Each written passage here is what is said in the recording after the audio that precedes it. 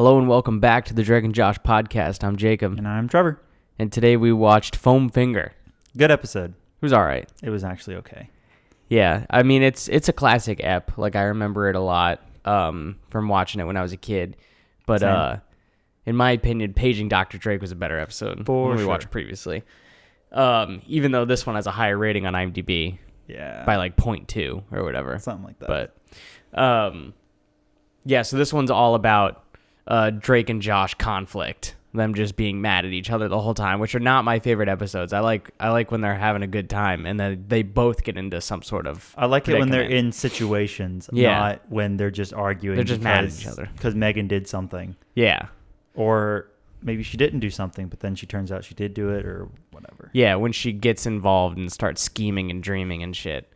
So the beginning, the like pre-credit sequence.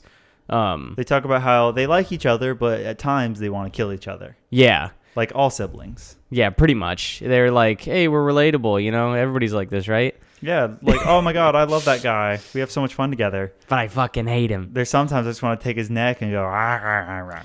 Yeah, so they talk about these two different scenarios where they almost kill a French chick and then something with a rat. Josh, you remember it better than me. I don't remember it at all somehow.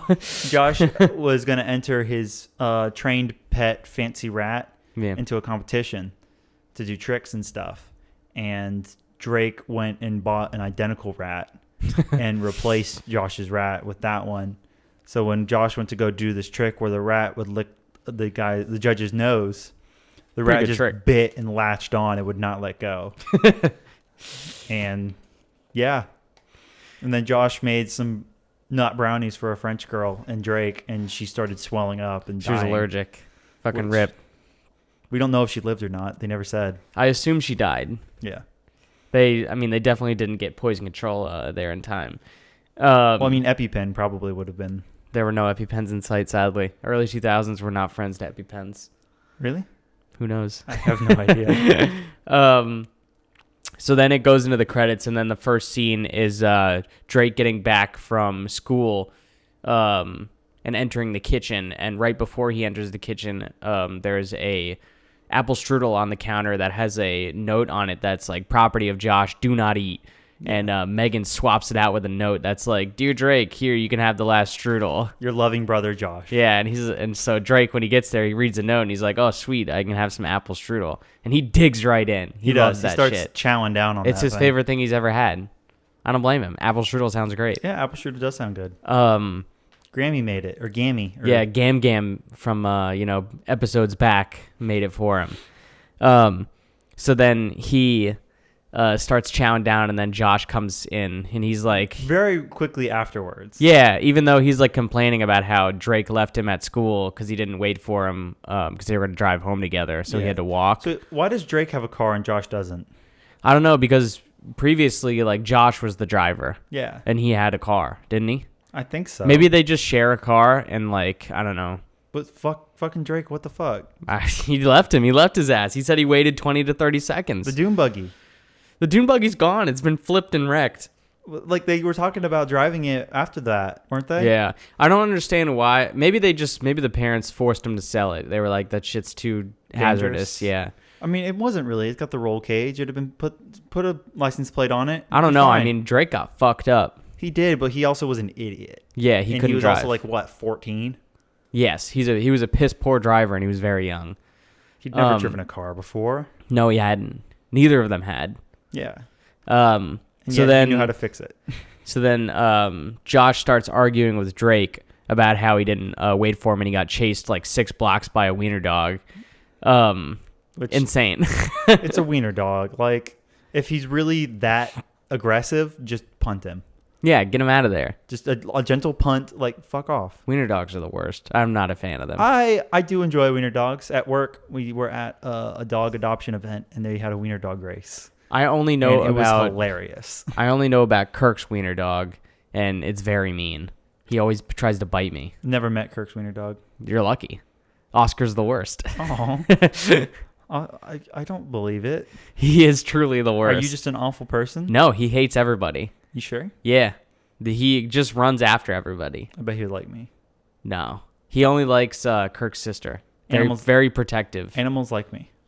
I mean, you can believe that if you want to. You'd for sure die from it. I'm like Snow White.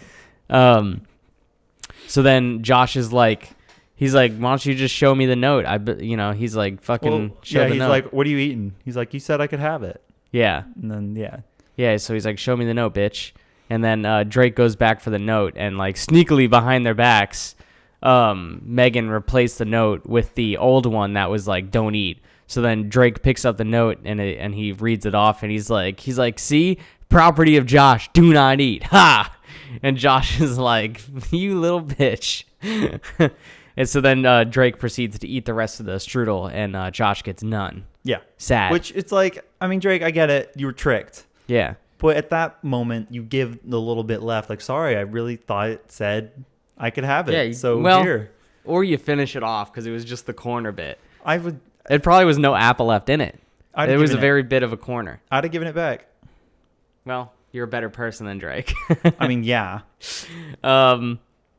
Is anything else happening in that scene? I don't think so. Megan comes through and says, is there any strudel left? And I think they both realize at that point. Good line. It's like foreshadowing for what happens later. Spoilers. Spoilers.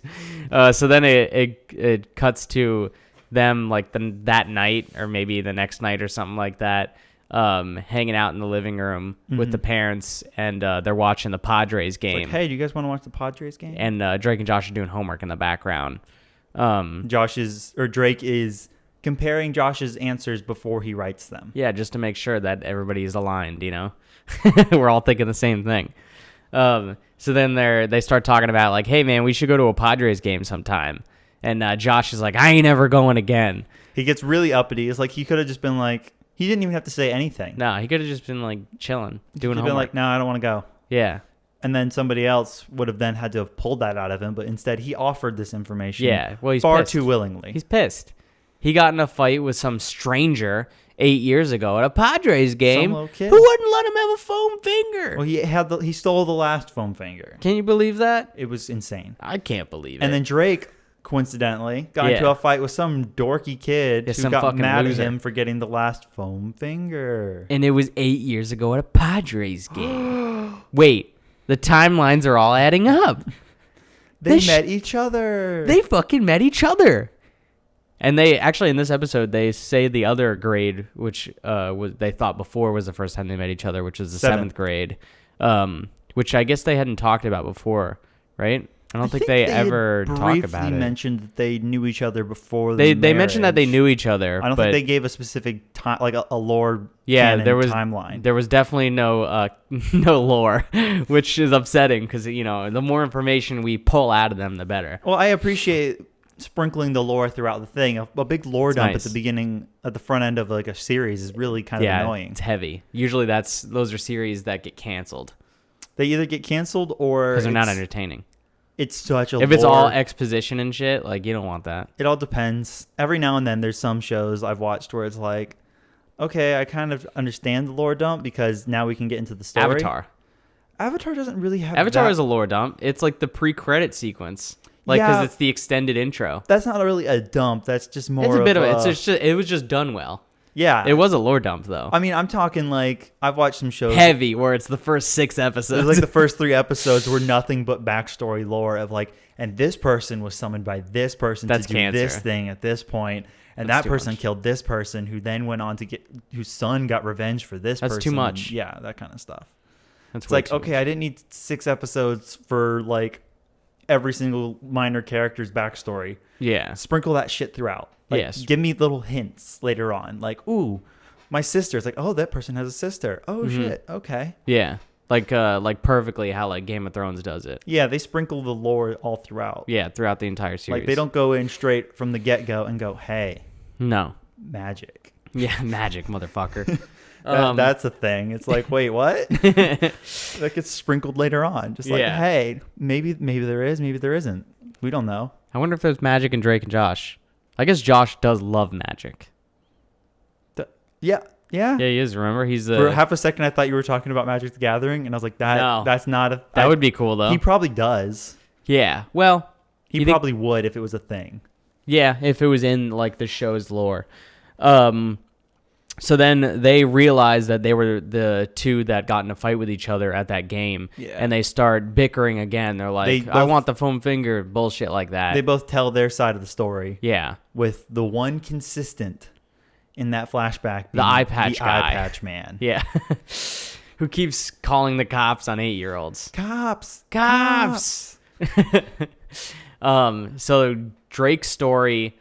actually Josh tells his story first. Josh's story is all about how Drake let a bunch of girls cut in line, and then how Drake was an asshole the whole time, and then just picked a fight with him out of nowhere. Thumped basically him on the back of his head. Yeah. And Drake's story is that there was a little orphan girl who was about to die. She was a British orphan. And she wanted the foam finger. Yeah, so he kindly let her go ahead, and the whole time Josh was being a prick. He's like, oh crap, I forget what the word was. I don't know. It was something that didn't make any sense. Some sort of like, it sounded like a curse word, but wasn't kind of deal. Yeah, like using like fudge cut and in stuff front, like and that. then he's like, I'm sorry, man, I got the last foam finger. And he's like, you're going to die. Yeah. And he just like jumps him. He takes him out. So Drake moves out. Yeah. After Josh. Well, first he tells him, right. I still have the foam finger. So they race upstairs and they fight over it, and Josh rips it apart. Rips the number one. Yeah, the finger off. So then Drake moves out of the bedroom. He moves into the living room where he makes a can net. Yeah, the sweet can net trap. It's like his anti-burglar device. Which, why? I thought it was pretty cool. But why? Where was the tripwire? They didn't show it. It was invisible. Yeah, there was no tripwire. No, it was a pressure pad on the floor. Oh, okay. Minecraft style. Nice. I was thinking more like Skyrim. Oh, okay. Yeah, that happens in Skyrim as well. Or Indiana Jones style. Was there? Mm-hmm. Yeah, there was. In Temple of Doom, yeah. That's right. Or, sorry, not Temple of Doom. Raiders. It happens in Raiders of the Lost Ark. I mean... It happens right in the beginning, when he's in the temple in the beginning of the movie. Was there a pressure pad in that? Yeah. Because he puts down the torch on the ground, and then the nail like shoots out of the wall into it. Right, yeah. And that's I just watched Indiana Jones like these past couple of weeks. So. I need to rewatch those. It's been a while. Yeah, I got them on Blu-ray for my birthday. They're dope. Oh, very nice. It had been a really long time since I saw The Last Crusade. It Last was really Crusade good. is fantastic. I thought you were talking about Last Crusade, and I was like, that wasn't really pressure pads. Those were like false floor bits. Yeah. No, I wasn't thinking of that. Okay. Yeah, the false floor, that was dope. That was really dope. That movie's cool. And then... But I think my favorite is Raiders. Still Raiders of the Lost Ark.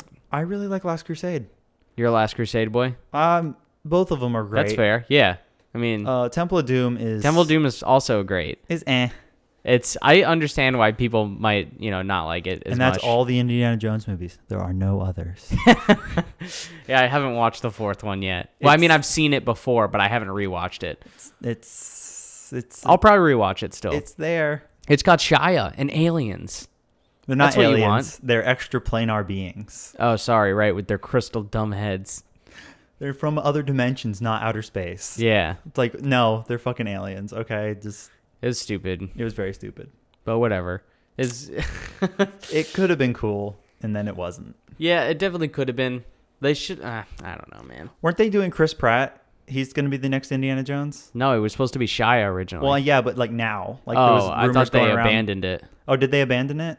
I thought so. I mean, they should. Yeah, just give it... That movie does not need to be remade. No. I mean, just make stuff like that. It doesn't have to be the same thing. Yeah, just make a new adventure. Like, we don't New adventure need series. It all to be reboots. Yeah. Or sequels. Yeah. New properties. Coming from a guy who fucking loves superhero movies. They're not... It's all reboots. They're not. You were just talking to me about Spider-Man. They're not reboots. They're just different dimensions of Spider-Man. Yeah. They're the different dimensions. No, the trailer was cool. The new animated one? Yeah. Across the multiverse? Mm-hmm. Yeah, it's cool. It was cool. Oh, I'm so hyped for that. It looked dope. It's going to be dope. John Mulaney. John Mulaney and Nick Cage. Yeah. And that guy from New Girl. I hadn't watched New Girl. I have no idea. I forget. He's in some other stuff you've probably seen. But he plays Peter Parker, and he's good. So after the can net trap, the parents send Drake away. They're like, you can't sleep in the living room. And then right before that scene ends, they get hit with the net trap. Which is great. And then so Drake goes and tries to sleep in the bathroom. Yeah. And scares the piss out of Walter. Yeah. Quite possibly literally. They didn't show it, which They is didn't sad. show it. And then he sleeps in Megan's room. Yeah, and he's snoring up a storm. Wakes Megan up, and then she she tries to kick him to wake him up, but it doesn't work. Very obvious fake kicks as well. Yeah, it's just like hitting the floor. And then she tries to put a microphone next to his mouth and then bring a speaker really close to him. And so when she turned it on and he snores, it like echoed the sound like super loud. It was great. It was really funny. It worked, but also that would have woken everyone else up. Oh yeah, everybody would have woken up because it was a big ass speaker. Mm-hmm. Her room is not that soundproofed, unless it is. I think it probably is. She probably invests. She does a lot of secret stuff in there. She's murdering people in that room. And then, so the next day they're doing dinner with the cornbread. Oh, yeah, we no, forgot. yeah. This is the episode with Are you calling me a liar? I ain't calling you a truther. Oh yeah. This is the famous I ain't calling you a truther episode. Yeah, it is. With all the memes. And then after that, they are at the dinner the next day or whatever, and a lot of good lines happen. Can you pass Drake the cornbread, Josh? No. He just tells him no. Because his dad no. Like, what? And Drake says, I hope they cancel Oprah. And then Josh's dad declares dinner's over. And they all just get up. Like, they're all like full plates. Yeah, they just leave. I think they just started. It's so weird when that happens in like TV shows and stuff because it happens in sitcoms like this. And they'll just end meals and there's still like so much food left. It's bad. What's happening? There's no way everybody's full. It's middle American waste. Yeah. So then somebody knocks at the door and guess who it is? Fucking Eye Patch Boy. Eye Patch Boy. What was his name even? I have no idea. Oh crap. Lenny Spodnik. Oh yeah, there it is. That was convenient on the IMDb page. He's right there. Yeah, so Lenny Spodnik is there. Megan's like, yeah, I just called the stadium and asked to speak to the guy with the eye patch. So then he proceeds to tell what actually happened at this Padres game 8 years ago. And he says, he starts telling the story, and it starts by showing Drake's mom rolling Megan in the stroller and then gives her a cookie, and Drake runs off to go get a foam finger, and then they meet, start hanging out. They love each other. They're both immediately like, no one's a dick to either one. It's good like, friends. I'm Drake. I'm Josh. Yeah. Oh, I'm Drake. Hey, what's up? Yeah, I'm here to get a foam finger. Me too. Yeah. And he's like, my dad's a weatherman. He's like, my mom loves weathermen. So, and then these two girls walk up, like, do you mind if we cut in front of you guys? Yeah. And Drake's like, I don't care. Josh, do you care? And you're like, he I doesn't don't care. So Insane. they go and they buy foam fingers. Yeah. And then, Drake goes up. He's like, one foam finger. He's like, oh, you got the last one. Yeah, and he's like, oh, I'm sorry, man. And Josh is like, oh, man. And then he tries to call his dad over. And then the moment happens. Fucking Megan. Megan tosses the cookie that her mom just handed her over. For a small child, she whips that cookie. Perfect shot. Way too far. Amazingly done. Hits Josh right in the back of the head. Fucking knocks his bitch ass out. Not true. Hits him, and he's like, you thumped me. Yeah, and Drake's like, no, I didn't. And then they started fighting. Yeah. And then cops. Yeah, and the cops can barely hold him back. There's 4 cops for 2, 8-year-olds. That's fucking... for each of them, there's 4 cops. Yeah. It was pretty crazy. It was insane. So then they go back to reality, and they're like, oh, man, it was Megan, of course. What the hell? Sorry, there's a user list on IMDb that Trevor was just pointing to. It's just called Hot Bitches. I don't know why that's linked on the side of the Drake and Josh page. I have no idea, but Emma Stone's on it. Oh, it's also not on the Drake and Josh page. It's on... Whose page? The little orphan girls page. Oh, Sammy she looked really familiar. She looks like she's been in a bunch of stuff. Yeah, she looks super familiar, so I'm just like, what do I recognize her from? I don't know. But she looks familiar to me, too. I have no idea. But...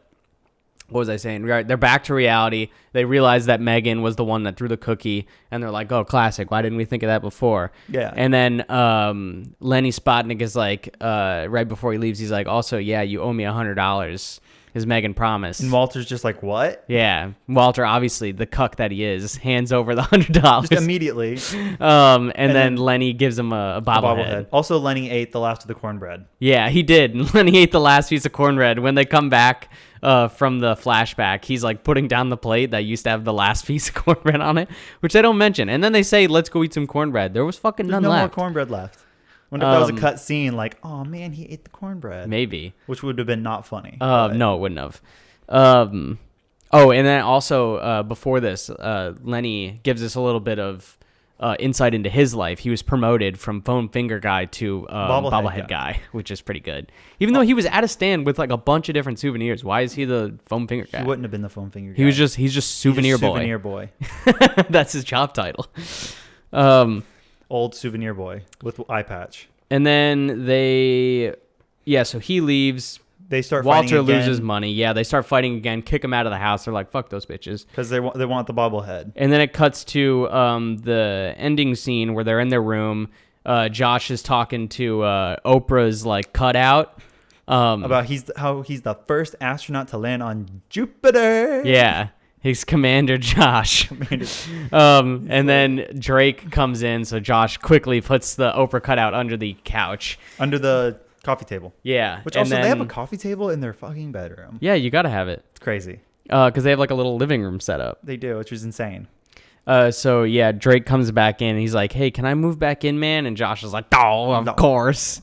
So they're buds again. And then Drake fixes the foam finger. Yeah, he hot glued it Josh, together. Which hot gluing it would absolutely melt. I think it would have worked. It would have melted. I think Super glue.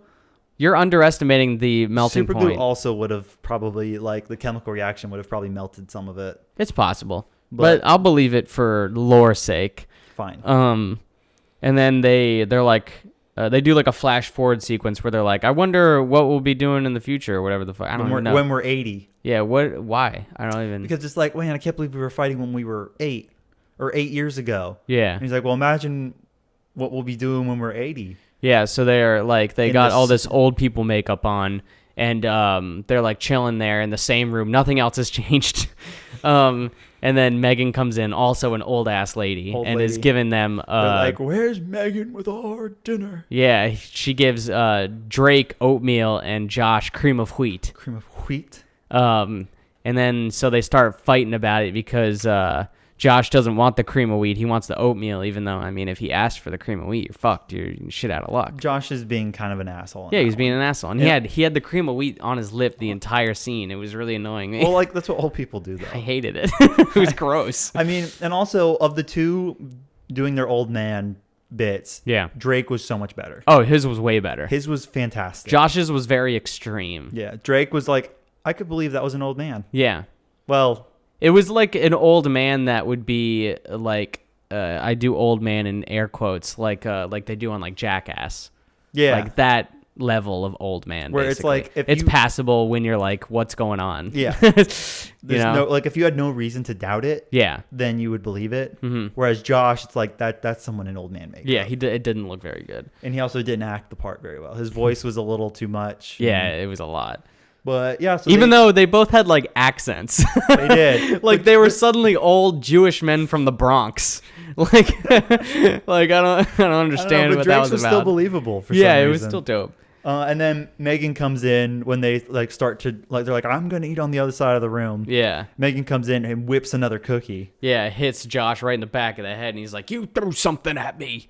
No, I did not. Yeah, so they start slow fighting and eventually just fall asleep on each other because I thought old. Josh died. I thought he was gonna die too because he kept hitting his heart. I thought that was gonna somehow like make it skip a beat and he just dies. Heart attack, dead. Yeah, so then that's the end of the episode, and then it cuts to the end credit sequence where it's like the deleted scene or whatever, and Josh is like talking to Oprah, the Oprah cutout, and like Drake's starts asleep making out right with next it. to him. Yeah, he starts making out with the cutout, which he has a fucking girlfriend. Where has she been? It's been episodes. Mindy has not shown up. It's been like 3 episodes. It's does she exist anymore? We don't know. Yeah, is this like a weird parallel timeline where Mindy was not brought back? I don't know. You'd think they would at least mention her, because also like this makes no sense. Why would he could just be making out with like his girlfriend? Like what's going on? Maybe they're on maybe this was like they were on shaky terms at the moment, so he's going to Oprah for a little bit of action. It's a little bit weird. It's very weird. Sorry, I'm getting distracted because there's a bunny right outside. Oh, really? Yeah. Oh, goodness. I'm talking away from the microphone. That's all right. Where we record, in case you guys didn't know, is like in my sunroom in my apartment, and there's a bunch of like floor to ceiling windows, and right by a little wooded area, and there's always a ton of bunnies, and I just saw one jump out there was like the woods a little bit. There was a crack addict squirrel climbing up your window this morning. Yeah, the squirrels love to scale the side of the building, and it's real loud because it was raining, so he was all wet and he looked gross. And they use their little claws in the like screen on the window so you can hear it a lot. It's great. I hate the squirrels. The bunnies are dope though. He's still just chilling over there. But anyway, so that's pretty much the episode. What did you rate it out of 10 koalas? 6.5. 6.5. Yeah, I was not feeling this one. We've been very on the same level with our we haven't gotten too ratings. Varied recently. Yeah. No, because I'm gonna give this one a 6 out of 10. Really? Yeah, it was all right. It was 6.5. Right. Did I say 6.5 or did I say 6? You said 6.5. Yeah. Okay. 6.5 out of 10 koalas on this one. It wasn't bad. It was better than it was okay. Some of the other one, like the Iklakma. Yeah, Glockma was, well, we had to watch that twice, didn't we? Yeah. Oh my god. We had to watch the episode twice because we couldn't do it. We recorded it and it was just bad. Yeah, that was not a great episode. Neither is this one though. For me, they seem like they're on pretty much the same level. I feel like this one was a bit better because we got good lore out of this episode. There was very good lore, a lot of good backstory. Mm-hmm. The writers were really having fun with it, I think. Building the world, making it more real for us. A lot of world building.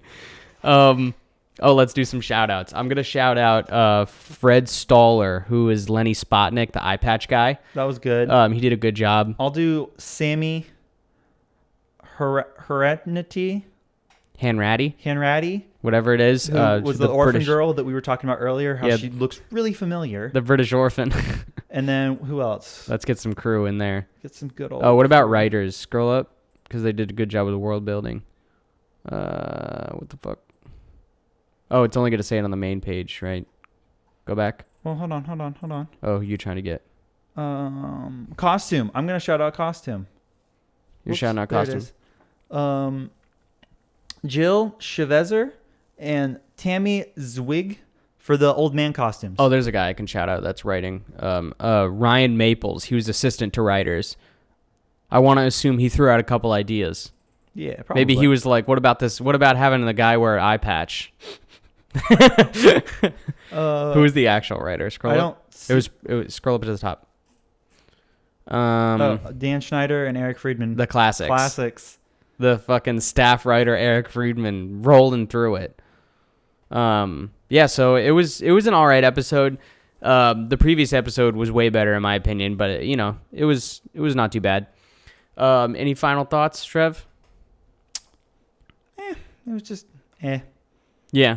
It was like I thought this would be a better episode when we went into it. I remember it being a better episode. Yeah. Coming back to it, it just not as great. It's just kind of mediocre. It was a filler, but it had some good lore in it, which was good. Don't like their arguing still. No, yeah, that's really what I didn't like. I didn't like Drake and Josh being at each other's throats. I really like when they're wait till they're in the predicament together. We're gonna get to that one episode coming up, I think, pretty soon. That's like that super serious. Oh, I like that episode though. That one was really done well. But that's season 4. That's the last season. Oh, was that last season? Yeah. Mm-hmm. Okay.